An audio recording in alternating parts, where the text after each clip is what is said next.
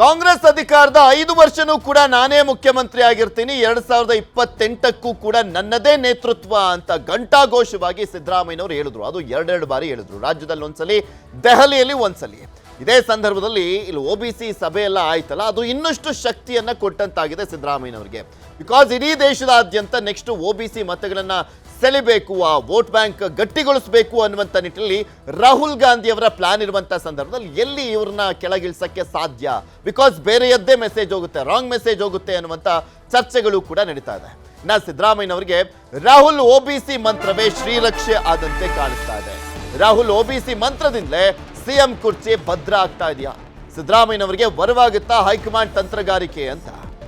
ಇಲ್ಲಿ ಸಿದ್ದರಾಮಯ್ಯನವರಿಗೆ ರಾಹುಲ್ ಗಾಂಧಿ ಅವರು ಇಡ್ತಾ ಇರುವಂಥ ಪ್ರತಿಯೊಂದು ಹೆಜ್ಜೆನೂ ಕೂಡ ಮತ್ತಷ್ಟು ಶಕ್ತಿಯನ್ನ ತಂದುಕೊಡ್ತಾ ಇದೆಯಾ? ಅವರು ಇನ್ನೂ 5 ವರ್ಷಗಳ ಕಾಲ ಸುಭದ್ರವಾಗಿ ಆಡಳಿತವನ್ನ ಮಾಡುವಂಥ ನಿಟ್ಟಿನಲ್ಲಿ ವೇದಿಕೆಯನ್ನು ಸೃಷ್ಟಿ ಮಾಡಿದಂತ ಆಗ್ತಾ ಇದೆಯಾ? ಎಲ್ಲದ್ರ ಬಗ್ಗೆನೂ ಕೂಡ ಚರ್ಚೆಯನ್ನ ಮಾಡ್ತಾ ಹೋಗೋಣ. ಬಟ್ ಅಲ್ಲೇ ನೋಡ್ತಾ ಇದ್ವಿ, OBC ಮತವನ್ನ ಸೆಳಿಬೇಕು, ಮತ್ತೆ ಕಾಂಗ್ರೆಸ್ನ ವೋಟ್ ಬ್ಯಾಂಕ್ ಮಾಡ್ಕೊಳ್ಬೇಕು ಅನ್ನುವಂಥ ನಿಟ್ಟಿನಲ್ಲೇ ಇಲ್ಲಿ ಸಭೆಯನ್ನು ಸೇರಲಾಗಿತ್ತು. ದೇಶದ ಪ್ರಮುಖ ಕಾಂಗ್ರೆಸ್ನ OBC ಲೀಡರ್ಸ್ ಎಲ್ಲ ಭಾಗಿಯಾಗಿದ್ರು. ಇಂತಹ ಸಂದರ್ಭದಲ್ಲಿ ನಾಯಕತ್ವದ ಸಂಘರ್ಷ ಅಂತ ಏನು ರಾಜ್ಯದಲ್ಲಿ ನಡೀತಾ ಇತ್ತು, ಅದಕ್ಕೂ ಕೂಡ ಬ್ರೇಕ್ ಬೀಳ್ತಾ ಈ ಒಂದು ಸಭೆಯ ಮುಖಾಂತರ ಅಂತ. ಬಿಕಾಸ್ ಈ ಕಾಂಗ್ರೆಸ್ನಲ್ಲಿ ಇರುವಂಥ at present OBC strongest powerful ನಾಯಕರ ಪೈಕಿ ಅಗ್ರಗಣ್ಯರು ಅಂದರೆ ಸಿದ್ದರಾಮಯ್ಯನವರು ಅಂತ ಹೇಳಿದ್ರೆ ತಪ್ಪಾಗ್ಲಿಕ್ಕಿಲ್ಲ. ಇಂಥ ಸಂದರ್ಭದಲ್ಲಿ ಅವ್ರನ್ನ ಕೆಳಗಿಳಿಸುವಂಥ ಸಾಧ್ಯತೆ ಇಲ್ಲವೇ ಇಲ್ಲ ಅಂತ ಕಾಣಿಸುತ್ತೆ. ಪೃಥ್ವಿ, ಕಳೆದ 11 ವರ್ಷಗಳಲ್ಲಿ ಅಖಿಲ ಭಾರತ ಕಾಂಗ್ರೆಸ್ಗೆ ನಿಮಗೆ ತನ್ನ ಬೇರು ಮಟ್ಟದ ಮತ ಬ್ಯಾಂಕ್ ಆಗಿರ್ತಕ್ಕಂಥ OBC ಮತಗಳನ್ನು ದಿನೇ ದಿನೇ ಅದು ಕಳೆದುಕೊಂಡು ಬರ್ತಿರ್ತಕ್ಕಂಥದ್ದು. ಪ್ರಧಾನಿ ಗುಜರಾತ್ನಿಂದ ನವದೆಹಲಿಗೆ ಬಂದಂಥ ನರೇಂದ್ರ ಮೋದಿಯವರು ಪ್ರಮುಖವಾಗಿ ಭಾರತೀಯ ಜನತಾ ಪಕ್ಷಕ್ಕೆ ಮೇಲ್ಜಾತಿಯ ಮತಗಳು ಫಿಕ್ಸ್ ಅಂತ ಸಂದರ್ಭದಲ್ಲಿ ಕಾಂಗ್ರೆಸ್ನ ಸಾಂಪ್ರದಾಯಿಕ ಮತಗಳಾಗಿದ್ದಂಥವು OBC ಮತಗಳು. ಆ OBC ಮತಗಳನ್ನು ಸೆಳೆಯುವಲ್ಲಿ ಪ್ರಧಾನಿ ನರೇಂದ್ರ ಮೋದಿಯವರು ಯಶಸ್ವಿಯಾಗಿರ್ತಕ್ಕಂಥದ್ದು. ತಾವು ಕೂಡ OBC ಆಗಿದ್ದುಕೊಂಡು OBC ಮತಗಳನ್ನ ಸೆಳೆಯುವಲ್ಲಿ ಭಾರತೀಯ ಜನತಾ ಪಕ್ಷ ಮಾಡಿರ್ತಕ್ಕಂಥ ಅನೇಕ ಸ್ಟ್ರಾಟಜಿಗಳು, ಯೋಜನೆಗಳು, ಕಾರ್ಯಕ್ರಮಗಳು ಎಲ್ಲವೂ ಕೂಡ ಎಲ್ಲೊಂದು ಕಡೆ OBC ಮತಗಳು, ಕಾಂಗ್ರೆಸ್ನ ಸಾಂಪ್ರದಾಯಿಕ OBC ಮತಗಳು ಛಿದ್ರ ಆಗ್ತಿರ್ತಕ್ಕಂಥದ್ದು. ನಿಮಗೆ ಉತ್ತರ ಭಾರತದಲ್ಲಿ ಬಹುತೇಕ ನಿಮಗೆ ಅಷ್ಟೂ ರಾಜ್ಯಗಳಲ್ಲಿ ಚುನಾವಣೆಗಳಲ್ಲಿ ನಿರ್ಣಾಯಕ ಪಾತ್ರ ವಹಿಸ್ತಕ್ಕಂಥದ್ದು ಕೂಡ ಅದು OBCನೇ.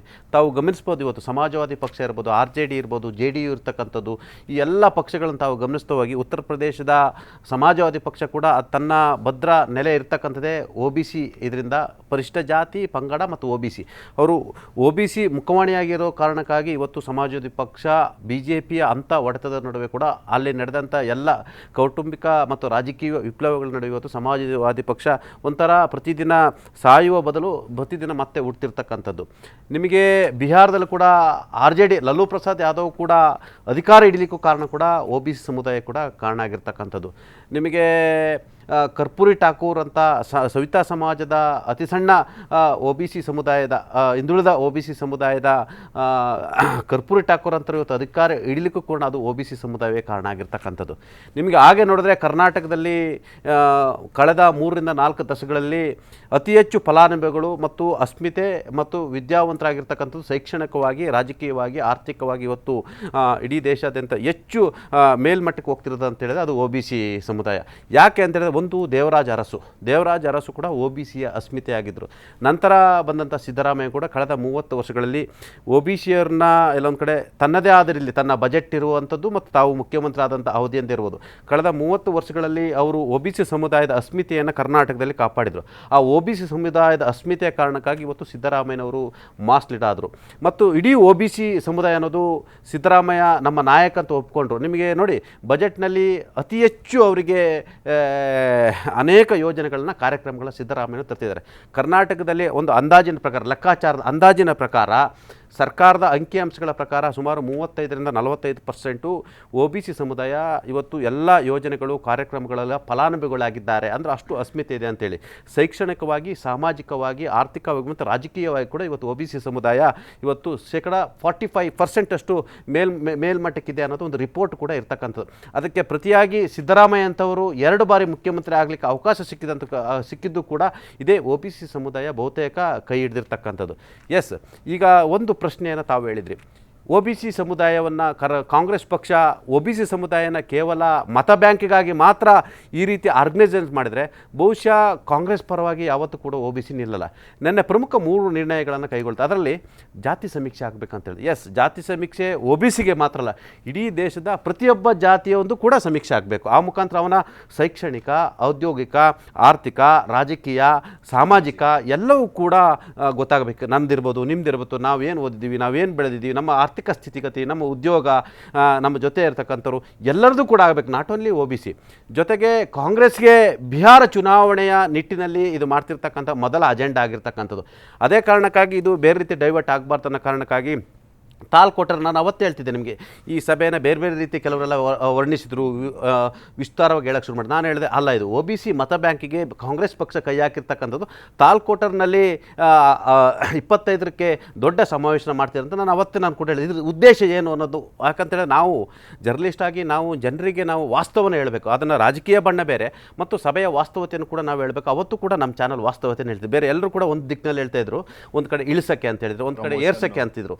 ಆದರೆ ನೀವು ಒಂದು ಮಾತನ್ನು ಹೇಳಿದ್ರಿ. ಎಸ್, ಈಗ ಈ OBC ಸಮಾವೇಶಗಳು ನಾಟ್ ಓನ್ಲಿ ದೆಹಲಿ, ಕರ್ನಾಟಕ ಸೇರಿದಂತೆ ದೇಶದ ಎಲ್ಲ ರಾಜ್ಯಗಳಲ್ಲೂ ಕೂಡ ದೊಡ್ಡ ಒಂದು ಅಸ್ಮಿತೆಯ ಲೆಕ್ಕದಲ್ಲಿ ಒಂದು ಸಮಾವೇಶನ ಮಾಡಬೇಕು ಮತ್ತು ಅವರನ್ನು ಸಾಮಾಜಿಕವಾಗಿ, ಶೈಕ್ಷಣಿಕ, ಆರ್ಥಿಕವಾಗಿ ಮೇಲೆತ್ತಬೇಕು ಅಂತೇಳಿ ಈಗ ಚರ್ಚೆ ಆಗಿರ್ತಕ್ಕಂಥದ್ದು. ಅದಕ್ಕಾಗಿ ಈಗ ರೂಪುರೇಷೆಯನ್ನು ಮಾಡಿರ್ತಕ್ಕಂಥದ್ದು. ಪೃಥ್ವಿ, ನಿಮಗೆ ಗೊತ್ತಿರಲಿ, ಈಗ ಕಾಂಗ್ರೆಸ್ ಆಡಳಿತ ಇರ್ತಕ್ಕಂಥ 2 ರಾಜ್ಯಗಳಲ್ಲೂ ಕೂಡ ಇವತ್ತು ಇರ್ತಕ್ಕಂಥ ಮೇಲ್ವರ್ಗದ ಸಮುದಾಯದವರೇ ಮುಖ್ಯಮಂತ್ರಿ ಇರ್ತಕ್ಕಂಥದ್ದು. ನಿಮಗೆ OBC ಅಸ್ಮಿತೆ ಮತ್ತು OBCಯನ್ನು ಕಾಂಗ್ರೆಸ್ನ ಮತ ಬ್ಯಾಂಕ್ ಮಾಡುವ ಮುಖಾಂತರ ಒಂದು ಸ್ಟ್ರಾಟಜಿನ ಮಾಡುವಂಥ ಸಂದರ್ಭದಲ್ಲಿ, ದೇಶಾದ್ಯಂತ 2029 ಚುನಾವಣೆ ಲೆಕ್ಕಾಚಾರದಲ್ಲಿ ಮಾಡುವಂಥ ಸಂದರ್ಭದಲ್ಲಿ ನಿಮಗೆ ಸಿದ್ದರಾಮಯ್ಯನವ್ರನ್ನ ಲೀಡ್ ಮಾಡಿ ಇಡೀ ದೇಶಕ್ಕೆ OBC ನಾಯಕ, ಮಾಸ್ ಲೀಡರ್ ಇರ್ತಕ್ಕಂಥವ್ರು ಸಿದ್ದರಾಮಯ್ಯ ಅಂತ ಕಾಂಗ್ರೆಸ್ಗೂ ಗೊತ್ತು, ಇಡೀ ರಾಜಕೀಯ ವಲಯಕ್ಕೂ ಗೊತ್ತು. ಅಂಥ ಸಂದರ್ಭದಲ್ಲಿ ನೀವು ಹೇಳಿದಂಥ ರೀತಿಯಲ್ಲಿ ಇದೇ ರಾಹುಲ್ ಗಾಂಧಿ ಸಿದ್ದರಾಮಯ್ಯ ಜವಾಬ್ದಾರಿ ಕೊಟ್ಟು ಮತ್ತು ಅದೇ OBC ಸಮುದಾಯದವನ ಒಬ್ಬ ನಾಯಕನನ್ನು ಮುಖ್ಯಮಂತ್ರಿ ಹುದ್ದೆಯಿಂದ ಕೆಳಗಿಳಿಸಿದರೆ ಒಂದು ಸಂದೇಶ ಬೇರೆ ರೀತಿ ರವಾನೆ ಆಗುತ್ತೆ. ಇವರಿಗೆ ಮತ ಬ್ಯಾಂಕಿಗೆ ಮಾತ್ರ OBC ಬೇಕು, ಆದರೆ OBC ಒಬ್ಬ ನಾಯಕ ಅಧಿಕಾರದಲ್ಲಿರೋದು ಸಹಿಸಲ್ಲ ಅಂತ ಒಂದು ಮೆಸೇಜ್ ಪಾಸ್ ಆಗುತ್ತೆ. ಹಾಗಾದರೆ ಇವರ ನೀತಿ, ಅಲ್ಲಿಗೆ ಕಾಂಗ್ರೆಸ್ನ ನೀತಿ ಸ್ಪಷ್ಟವಾಗುತ್ತೆ. ಕಾಂಗ್ರೆಸ್ನ ನೀತಿಯ ಬಗ್ಗೆ ಜನರು ಕೂಡ ಅನುಮಾನ ಉಂಟಾಗುತ್ತೆ. ನಿಮಗೆ ಗೊತ್ತಿರಲಿಲ್ಲ, ನಿಮಗೆ ಕರ್ನಾಟಕದಲ್ಲಿ ಕಾಂಗ್ರೆಸ್ಗೆ ಅತಿ ಹೆಚ್ಚು ಕೈ ಹಿಡಿದಂಥವರೇ OBC. ಇವತ್ತು ಕೂಡ ಕಾಂಗ್ರೆಸ್ನ ಮತ ಬ್ಯಾಂಕು OBC.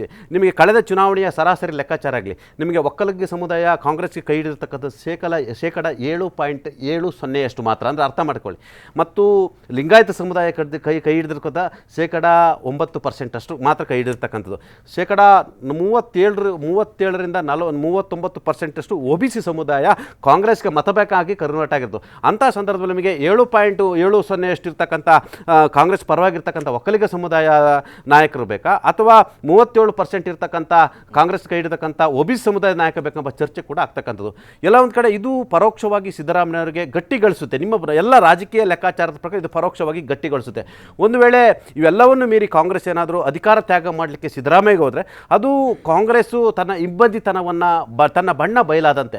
ಹಾಗಾಗಿ ಇದು ನೀವು ಹೇಳಿದಂತೆ ಎಲ್ಲೊಂದು ಕಡೆ ಪರೋಕ್ಷವಾಗಿ ಸಿದ್ದರಾಮಯ್ಯವ್ರನ್ನ ಸೀಟನ್ನು ಕೂಡ ಇದು ಸದ್ಯದ ಮಟ್ಟಿಗೆ ಗಟ್ಟಿ ಮಾಡಿಸಿದೆ ಅಂತ ಹೇಳುವ. ಅದು ನನ್ನ ಲೆಕ್ಕಾಚಾರದ ಪ್ರಕಾರ ಅದು ಬಿಹಾರ ಚುನಾವಣೆವರೆಗಂತೂ ಗಟ್ಟಿ ಮಾಡ್ಬೋದು ಅಂತ ಒಂದು ಸದ್ಯ ರಾಜಕೀಯ ಸನ್ನಿವೇಶದ ಪ್ರಕಾರ ಲೆಕ್ಕಾಚಾರ ಅಂತ ಹೇಳ್ಬೋದು. ಗುಡಿ, ಇಲ್ಲಿ ಈ OBC ಮೀಟಿಂಗ್ ಆದಂಥ ಸಂದರ್ಭದಲ್ಲಿ ನಡೆದಿದ್ದು OBC ಮೀಟಿಂಗೇ ಹೌದು, ಬಟ್ ಅವ್ರ ಮೆಸೇಜ್ ಎಲ್ಲವೂ ಕೂಡ ಅಹಿಂದ ಅಹಿಂದ ಅಹಿಂದ ಅನ್ನುವ ರೀತಿಯಲ್ಲೇ ಇದ್ದಿದ್ದಂಥದ್ದು. ಮತ್ತೊಂದು ಕಡೆ ಕಾಂಗ್ರೆಸ್ ಈಗ ಸಿದ್ದರಾಮಯ್ಯನವ್ರನ್ನ ಯಾಕೆ ಮುನ್ನೆಲೆಗೆ ತರ್ತಾ ಇದೆ, ಯಾಕೆಂದರೆ ಅಧಿಕಾರದಲ್ಲಿರುವಂಥ ಸಂದರ್ಭದಲ್ಲಿ ಅದ್ರ ಜೊತೆಗೆ ಮಾಸ್ ಲೀಡರ್ ಬೇರೆ ಆಗಿರುವಂಥ ಹಿನ್ನೆಲೆಯಲ್ಲಿ ದೊಡ್ಡ ಅಡ್ವಾಂಟೇಜು. ಇನ್ನೊಂದು ಕಡೆ ದಲಿತ ಸಮುದಾಯದ ಮಲ್ಲಿಕಾರ್ಜುನ್ ಖರ್ಗೆ ಅವರು ACC ಅಧ್ಯಕ್ಷರಾಗಿದ್ದಾರೆ, ಇಲ್ಲಿ ಸಿದ್ದರಾಮಯ್ಯನವರು. ಆ ಕಾಂಬಿನೇಷನ್ ಕೂಡ ವರ್ಕೌಟ್ ಮಾಡುವಂಥ ಒಂದು ಲೆಕ್ಕಾಚಾರವನ್ನು ಹಾಕ್ಕೊಂಡಿದ್ದಾರೆ. ಅಹಿಂದ ವೋಟ್ ಬ್ಯಾಂಕ್ಗಳನ್ನು ಸೆಳೆಯುವಂಥದ್ದು, ಗಟ್ಟಿಗೊಳಿಸುವಂಥದ್ದು. ಆ ಒಂದು ಲೀಡರ್ಶಿಪ್ ಅನ್ನು ತಗೊಂಡಂತ ಸಂದರ್ಭದಲ್ಲಿ ಸಹಜವಾಗಿ ಅವರ ನಾಯಕತ್ವವನ್ನು ಕಿತ್ಕೊಳ್ಳೋದಕ್ಕೆ ಹಿಂದೆ ಮುಂದೆ ನೋಡಬೇಕಾಗುತ್ತೆ ಕಾಂಗ್ರೆಸ್ ಹೈಕಮಾಂಡ್. ಖಂಡಿತವಾಗಿ ಪೃಥ್ವಿ, ನಾವು ಈಗ ಇದನ್ನು ಗಮನಿಸ್ಕೊಳ್ಬೇಕಾದ್ರೆ ಇಲ್ಲಿ ಇಷ್ಟು ದಿನ ನಾವು ಒಂದು ಹಂತದಲ್ಲಿ ನೋಡ್ತಾ ಇದ್ವಿ, ದಕ್ಷಿಣದಲ್ಲಿ BJPಗೆ ಹಿಂದುತ್ವದ ಪ್ರಯೋಗಶಾಲೆ ಕರ್ನಾಟಕ ಅನ್ನುವಂಥರ ಮಟ್ಟಿಗಾಗಿತ್ತು. ಹಿಂದೂ ನಾವೆಲ್ಲ ಒಂದು ಅನ್ನುವಂಥ ತತ್ವದ ಅಡಿಯಲ್ಲಿ ಹಿಂದೂ ಸಮಾಜವನ್ನು ಒಗ್ಗೂಡಿಸಿ ತನ್ನ ಮತ ಬ್ಯಾಂಕನ್ನು ಗಟ್ಟಿ ಮಾಡಿಕೊಳ್ಳುವಂಥ ಒಂದು ಉದ್ದೇಶದೊಂದಿಗೆ BJP ಇಲ್ಲಿ ತನ್ನ ರಾಜಕಾರಣವನ್ನು ಶುರು ಮಾಡುತ್ತೆ. ಆದರೆ ಇವತ್ತಿನ ಮಟ್ಟಿಗೆ ನೋಡಿದ್ರೆ ಒಂದು ಲಿಂಗಾಯತ ಬಾಹುಳ್ಯದ ಒಂದು ಪಕ್ಷವಾಗಿ ಅದರ ಒಂದು ಗ್ರೋತ್ ಏನಿತ್ತು ಅದು ಒಂದು ಡೌನ್ ಆಗ್ತಾ ಇರೋದು, ಅದರ ಒಂದು ಬೆಳವಣಿಗೆ ಕುಂಠಿತವಾಗ್ತಾ ಇರೋದನ್ನು ಕೂಡ ನಾವು ಕಳೆದ ಚುನಾವಣೆಯಲ್ಲಿ ಗಮನಿಸಿದ್ವಿ. ಅಂದರೆ ಕೇವಲ ಕೆಲ ಸಮುದಾಯಗಳನ್ನು, ಅದರಲ್ಲೂ ಪ್ರಬಲವಾಗಿರ್ತಕ್ಕಂಥ ಲಿಂಗಾಯತ ಸಮುದಾಯವನ್ನೇ ನೆಚ್ಚಿಕೊಂಡು, ಆ ನಾಯಕರನ್ನೇ ನೆಚ್ಚಿಕೊಂಡು ರಾಜಕಾರಣ ಮಾಡೋದಕ್ಕೆ ಮುಂದಾಗಿತ್ತು ಬಿಜೆಪಿ. ಆದರೆ ಇನ್ನೊಂದು ಕಡೆಯಿಂದ ನಾವು ಇದನ್ನು ಹೊಸ ವಿಶ್ಲೇಷಣೆಯನ್ನು ನೋಡೋದಾದರೆ, ರಾಹುಲ್ ಗಾಂಧಿಯವರ ಭವಿಷ್ಯದ ನಾಯಕತ್ವ, ಅವರ ಉದ್ದೇಶದ ಈಡೇರಿಕೆಗಾಗಿ ಕರ್ನಾಟಕವನ್ನು ರಾಹುಲ್ ಗಾಂಧಿಯ ಪ್ರಯೋಗಶಾಲೆಯನ್ನಾಗಿ ಬಳಸಿಕೊಳ್ಳುವಂಥ ಪ್ರಯತ್ನಗಳು ಶುರುವಾದ ಹಾಗೆ ಕಾಣಿಸ್ತಾ ಇದೆ. ಅದರ ಒಂದು ಮುಂದುವರೆದ ಭಾಗವಾಗಿ ನೋಡೋದಾದ್ರೆ, ಈಗ ಇವತ್ತು ಸೋಷಿಯಲ್ ಮೀಡಿಯಾದಲ್ಲಿ ನೋಡಿದರೆ ಕರ್ನಾಟಕ ಜಾರಿಗೆ ತರುತ್ತೆ ಅಥವಾ ಅದನ್ನು ಮಂಡಿಸುವ ಉದ್ದೇಶವನ್ನು ಹೊಂದಿದೆ ಅನ್ನುವಂಥ ರೋಹಿತ್ ವೆಮುಲಾ ಬಿಲ್ ಏನಿದೆ, ಅದನ್ನ ಒಂದು ವಿಚಾರಕ್ಕೆ ಸಂಬಂಧಪಟ್ಟ ಹಾಗೆ ನೋಡಿದ್ರೆ ಅದರ ಕೂಡ ಜನರಲ್ ಕೆಟಗರಿ ಏನಿದೆ ಅವರನ್ನು ಸಂಪೂರ್ಣವಾಗಿ ಹತ್ತಿಕ್ಕುವ ಒಂದು ಪ್ರಯತ್ನ ಅದರಲ್ಲಿ ಆಗುತ್ತೆ ಅನ್ನುವಂಥ ಪರ ವಿರೋಧವಾಗಿರ್ತಕ್ಕಂಥ ಚರ್ಚೆಗಳು ಆಲ್ರೆಡಿ ಸೋಷಿಯಲ್ ಮೀಡಿಯಾದಲ್ಲಿ ಶುರುವಾಗಿದ್ದಾವೆ. ಅಂದರೆ ಶಾಲಾ ಕಾಲೇಜು ಮಟ್ಟದಲ್ಲಿ ಆ ಬಿಲ್ ಜಾರಿಯಾಗಿದ್ದೆ ಆದರೆ ಒಂದು ವರ್ಗ ಮಾತ್ರ ಅದರಲ್ಲಿ ಸಂಪೂರ್ಣವಾಗಿ ಅದನ್ನು ಕಟ್ಟಿ ಹಾಕುವಂಥ ಪ್ರಯತ್ನ ಆಗಿಬಿಡುತ್ತೆ ಅನ್ನುವಂಥ ಆತಂಕ ಒಂದು ಕಡೆಯಿಂದ ಕಾಡ್ತಾ ಇರುವಂಥ ಸಂದರ್ಭ ಇದು. ಇಂಥ ಸಂದರ್ಭದಲ್ಲಿ ನೋಡಿದಾಗ ಸಿದ್ದರಾಮಯ್ಯನವರನ್ನ ಒಂದು ಕಾಂಗ್ರೆಸ್ ನಾಯಕನಾಗಿ ನೋಡುವಂಥದ್ದು, ಇನ್ನೊಂದು ಕಾಂಗ್ರೆಸ್ ನಾಯಕನ ಅಲ್ಲದೆ ಅವರ ಅಸ್ತಿತ್ವವನ್ನು ನೋಡಿದಾಗ ಅವರು ಎಷ್ಟು ಗಟ್ಟಿ ಇದ್ದಾರೆ ಅನ್ನುವಂಥದ್ದು. ಈಗ ಇಲ್ಲಿ ಅಹಿಂದ ಮತ ಕಾಂಗ್ರೆಸ್ದ ಅಥವಾ ಸಿದ್ದರಾಮಯ್ಯನವ್ರದ್ದು ಅಂತ ಒಂದು ಪ್ರಶ್ನೆ ಬಂದಾಗ, ಯಾಕಂದ್ರೆ ಜನತಾ ಪರಿವಾರದಲ್ಲಿ ಸಿದ್ದರಾಮಯ್ಯನವರು ಇದ್ದಂಥ ಸಂದರ್ಭವನ್ನು ನಾವು ನೆನಪು ಮಾಡ್ಕೊಳ್ಳೋದಾದ್ರೆ, ಅವರು ಅಲ್ಲಿಂದ ಹೊರಗಡೆ ಬರ್ತಾರೆ ಅಥವಾ ಅವರು ಅಷ್ಟು ಗಟ್ಟಿ ನಾಯಕತ್ವವನ್ನು ತೋರ್ತಾರೆ ಅನ್ನುವಂಥ ಕಲ್ಪನೆಯನ್ನು ದೇವೇಗೌಡರು ಅವತ್ತು ಮಾಡ್ಕೊಂಡಿರಲಿಲ್ಲ ಅನ್ಸುತ್ತೆ. ಆದರೆ ಹೊರಗಡೆ ಬರ್ತಾರೆ, ಅಹಿಂದ ಸಮಾವೇಶಗಳನ್ನು ಮಾಡ್ತಾರೆ, ತಮ್ಮದೇ ಒಂದು ಪಕ್ಷವನ್ನು ಹುಟ್ಟಾಕುವಂಥ ಪ್ರಯತ್ನ ಮಾಡ್ತಾರೆ. ಅದರಲ್ಲಿ ಸಾಕಷ್ಟು ಹಳೆ ಮೈಸೂರು ಭಾಗದಲ್ಲಿ ಯಶಸ್ಸನ್ನು ಕೂಡ ಗೆಲ್ತಾರೆ ಈ ಪಟ್ಟಣ ಪಂಚಾಯತ್ ಮತ್ತು ಜಿಲ್ಲಾ ಪಂಚಾಯತ್ ಎಲೆಕ್ಷನ್ ಸಂದರ್ಭದಲ್ಲಿ. ಆ ಮೂಲಕವಾಗಿ ತಮ್ಮ ನಾಯಕತ್ವವನ್ನು ಪ್ರೂವ್ ಮಾಡಿದ್ದಾರೆ. ಒಂದು ವೇಳೆ ಏನಾದರೂ ಸಿದ್ದರಾಮಯ್ಯನವರನ್ನ ತೆಗೆಯುವಂಥ ನಿರ್ಧಾರವನ್ನ ಮಾಡಿದ್ದೇ ಆದರೆ ಇಲ್ಲಿ ಕಾಂಗ್ರೆಸ್ ಕೇವಲ OBC ಮತ ಮಾತ್ರ ಅಲ್ಲ, ಅದರ ಅಲ್ಪಸಂಖ್ಯಾತ ಮತಕ್ಕೂ ಕೂಡ ಹೊಡೆತ ಬೀಳುವಂತಹ ಸಾಧ್ಯತೆ ಇದೆ. ಜೊತೆಗೆ ಕುರುಬ ಮತಗಳು ಏನಿದಾವೆ ಅದು OBCಯಲ್ಲಿ ಈಗ ಮೊನ್ನೆ ಆಗಿರುವಂತಹ ಸಮೀಕ್ಷೆಯನ್ನು ನೋಡಿದಾಗ ಏನದು ಬ್ಯಾಕ್ವರ್ಡ್ ಇದರಲ್ಲೇನೆ ಅದನ್ನು ಕೂಡ ಕನ್ಸಿಡರ್ ಮಾಡಿದಾಗಲೂ ಕೂಡ ನಾವು ಅದನ್ನು ಗಮನಿಸ್ತಾ ಇದ್ರೆ ಇಲ್ಲಿ ಕುರುಬ ಮತಗಳಿರೋದು ಕಾಂಗ್ರೆಸ್ ಮತಗಳಲ್ಲ, ಬದಲಾಗಿ ಸಿದ್ದರಾಮಯ್ಯನವರ ಬೆಂಬಲಿಗರು ಇರತಕ್ಕಂಥ ಮತಗಳು. ಅಷ್ಟು ದೊಡ್ಡ ವರ್ಗವನ್ನ ಕಾಂಗ್ರೆಸ್ ಕಳೆದುಕೊಳ್ಳುವಂತ ಒಂದು ಪ್ರಶ್ನೆ ಮೂಡುತ್ತೆ. ಇಲ್ಲಿ ಯಾವುದೇ ಒಂದು ವಿಚಾರವನ್ನ ನೋಡಿದ್ರು, ಇಡೀ ದೇಶಾದ್ಯಂತ ನೋಡಿದ್ರೆ ಕೇವಲ 3 ರಾಜ್ಯದಲ್ಲಿ ಅಸ್ತಿತ್ವದಲ್ಲಿ ಇರತಕ್ಕಂಥ ಕಾಂಗ್ರೆಸ್ಗೆ ಹಿಮಾಚಲ ಪ್ರದೇಶದಲ್ಲಿ ಯಾವುದೇ OBC ರೀತಿಯಾಗಿರ್ತಕ್ಕಂಥ ಪ್ರಯೋಗಗಳನ್ನ ಮಾಡೋದಕ್ಕೆ ಸಾಧ್ಯ ಆಗೋದಿಲ್ಲ. ಯಾಕಂದ್ರೆ ಬಹುವರ್ಗದಲ್ಲಿ ಅಲ್ಲಿ ಬಹುಸಂಖ್ಯಾತರಾಗಿರ್ತಕ್ಕಂಥದ್ದು ಹಿಂದೂಗಳು, ಅದರಲ್ಲೂ ಮೇಲ್ಜಾತಿಯ ಹಿಂದೂಗಳು ಅತಿ ಹೆಚ್ಚು ಸಂಖ್ಯೆಯಲ್ಲಿ ಇರತಕ್ಕಂಥದ್ದು ಹಿಮಾಚಲ ಪ್ರದೇಶದಲ್ಲಿ. ಇನ್ನು ತೆಲಂಗಾಣದ ಪರಿಸ್ಥಿತಿಯನ್ನು ನೋಡ್ತಾ ಇದ್ರೆ ಆರ್ಥಿಕವಾಗಂತೂ ಸಂಪೂರ್ಣವಾಗಿ ಮುಚ್ಚಿ ಹೋಗುವಂಥ ಪರಿಸ್ಥಿತಿ ಬಂದಿದೆ. ಇನ್ಫ್ಯಾಕ್ಟ್ ಅಲ್ಲಿಯ ಮುಖ್ಯಮಂತ್ರಿಗಳೇ ಸಾಕಷ್ಟು ಬಾರಿ ಹೇಳ್ಕೊಂಡಿದ್ದಾರೆ, ಇಲ್ಲಿ ನನಗೆ ಸ್ಯಾಲ್ರಿ ಕೊಡೋದಕ್ಕಾಗ್ತಾ ಇಲ್ಲ, PF ಎಲ್ಲ ಬಿಡಿ ಸ್ಯಾಲ್ರಿನೇ ಕೊಡೋದಕ್ಕೆ ಸಾಧ್ಯ ಆಗ್ತಾ ಇಲ್ಲ, ನಮ್ಮ ಸಂಪೂರ್ಣವಾದಂಥ ಆರ್ಥಿಕ ಸ್ಥಿತಿಗತಿ ಹದಗೆಟ್ಟು ಹೋಗಿದೆ ಅಂತೇಳಿ ಅಲ್ಲಿಯ ಮುಖ್ಯಮಂತ್ರಿ ಹೇಳ್ಕೊಳ್ತಾ ಇದ್ದಾರೆ. ಇನ್ನು ಉಳಿದಿರುವಂಥದ್ದು ಕರ್ನಾಟಕ ಅಭಿವೃದ್ಧಿ ವಿಚಾರದಲ್ಲಿ, ಆರ್ಥಿಕತೆ ವಿಚಾರದಲ್ಲಿ ಎಷ್ಟೆಲ್ಲ ಒಂದು ಚಾಲೆಂಜಸ್ಗಳನ್ನು ಎದುರಿಸ್ತಿದೆ ಅಂತ ನೋಡುವಂಥ ಸಂದರ್ಭದಲ್ಲೇ ಇನ್ನು ರಾಜಕೀಯವಾದಂಥ ಆತ್ಮಹತ್ಯಾಘಾತವಾಗಿರ್ತಕ್ಕಂಥ ಪ್ರಕ್ರಿಯೆಗೆ ಕಾಂಗ್ರೆಸ್ ಮುಂದಾಗುತ್ತಾ ಅನ್ನುವಂಥ ಪ್ರಶ್ನೆ.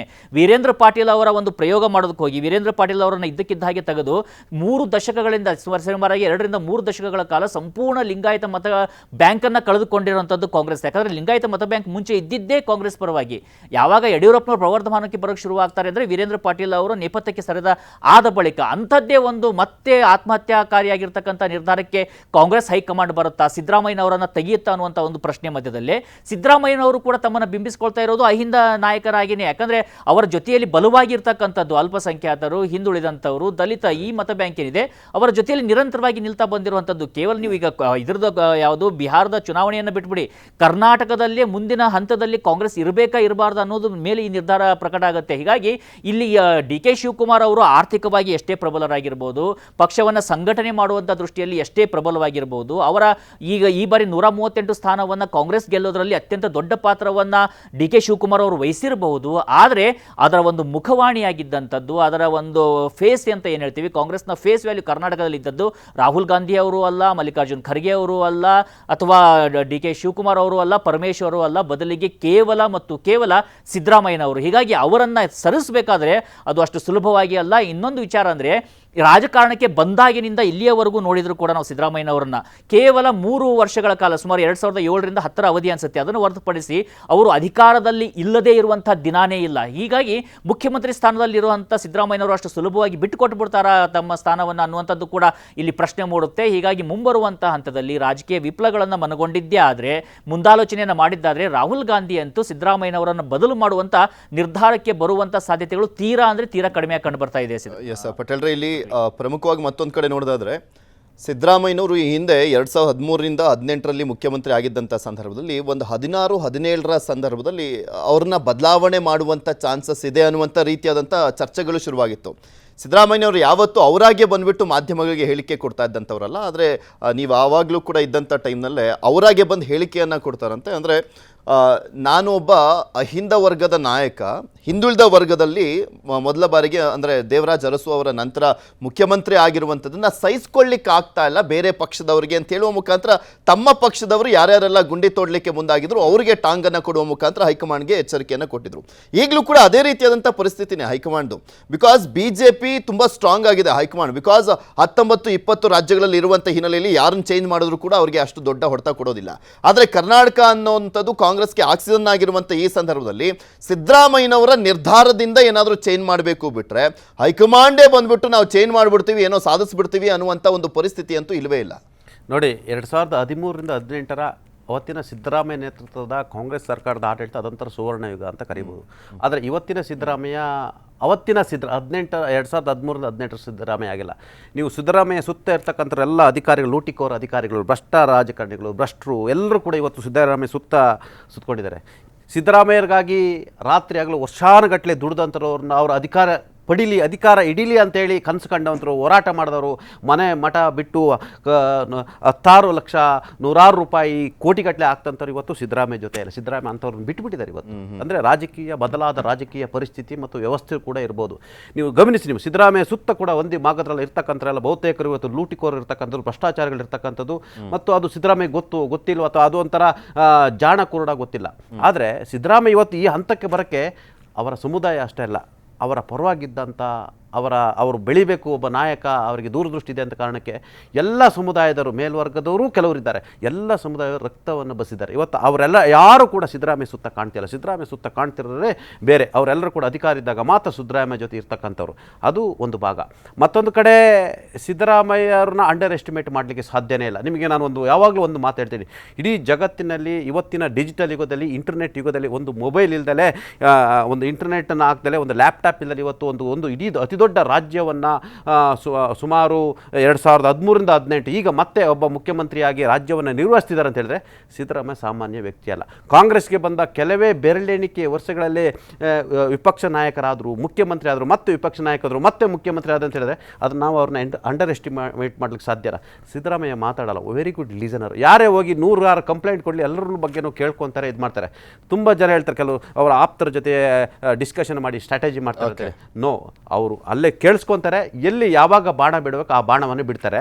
ಹಾಗಾಗಿ ದೆಹಲಿಯಲ್ಲೂ ಕೂಡ ನಾನೇ 5 ವರ್ಷ ಮುಖ್ಯಮಂತ್ರಿ, 2028ರಲ್ಲೂ ಕೂಡ ನನ್ನದೇ ನೇತೃತ್ವದಲ್ಲಿ ಚುನಾವಣೆ ಅನ್ನೋ ಮುಖಾಂತರ ಆ ಬಾಣವನ್ನು ಬಿಟ್ರಲ್ಲ, ಅದು ಕೂಡ ಸ್ಟ್ರಾಟಜಿನೇ ಆಗಿರ್ತಕ್ಕಂಥದ್ದು. ಸಿದ್ದರಾಮಯ್ಯ ಕೂಡ ಬದಲಾಗಬೇಕಾಗಿದೆ. ಯಾಕಂತ ಹೇಳಿದ್ರೆ ಇನ್ನೆಷ್ಟು ದಿವಸ ಅಧಿಕಾರದಲ್ಲಿ ಇರ್ತಾರೆ ಗೊತ್ತೇ, ತನಗಾಗಿ ದುಡಿದಂಥವ್ರು, ತನಗಾಗಿ ರಕ್ತ ಬೆಳೆಸಿದಂಥವ್ರು, ತನ್ನನ್ನು ಅಧಿಕಾರದಲ್ಲಿ ಮೆರೆಸಿದವರು, ತನ್ನನ್ನು 2 ಬಾರಿ ಮುಖ್ಯಮಂತ್ರಿ ಮಾಡಿದವರು ಇವತ್ತು 14-15 ಬಜೆಟ್ ಮಂಡಿಸ್ಲಿಕ್ಕೆ ಕಾರಣಕ್ಕಂತ ಈ ರಾಜ್ಯದ ಅನೇಕ ಅವರ ಫಾಲೋವರ್ಸ್ ಇದ್ದಾರೆ. ಅವ್ರು ಯಾರು ಕೈ ಹಿಡಿದಿಲ್ಲ. ಕೈ ಹಿಡಿದ್ರೆ ಮತ್ತೆ ಸಿದ್ದರಾಮಯ್ಯ ಸುವರ್ಣ ಯುಗ ಹೋಗುವ ಅವಕಾಶ ಮತ್ತೆ ಇದೆ.